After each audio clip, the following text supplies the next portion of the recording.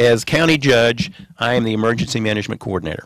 As emergency management coordinator, I have to think about the very worst thing that could happen and prepare for that and hope and pray for the best. Okay, in this political climate and financial climate, what is the very worst thing that could happen right now? Obama gets back in the White House. No, God forbid. That's the political aspect. Okay, what's going to happen?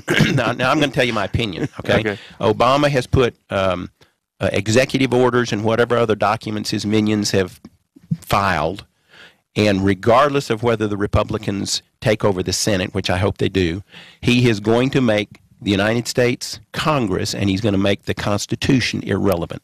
He's got his czars in place that don't answer to anybody. He's got his documents in place. They're going to be irrelevant. He's going to do what he wants to do. Now, what do you think he's going to try to do in this next term? One of the things, my opinion, one of the things is he's going to try to give the sovereignty of the United States away to the United Nations. What do you think the public's going to do when that happens? They're going to be there. We're talking civil unrest, civil disobedience, possibly civil war. Okay. Now, what happens? Now, I'm not talking just riots here and there. I'm talking Lexington, Concord, take up arms, get rid of the dictator. Okay. What do you think he's going to do when that happens?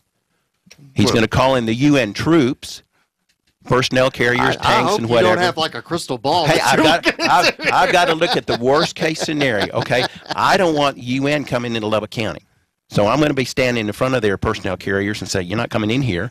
And I've asked the sheriff. I said, "Are you going to back me on this?" And he said, "Yeah, I'm going to back you."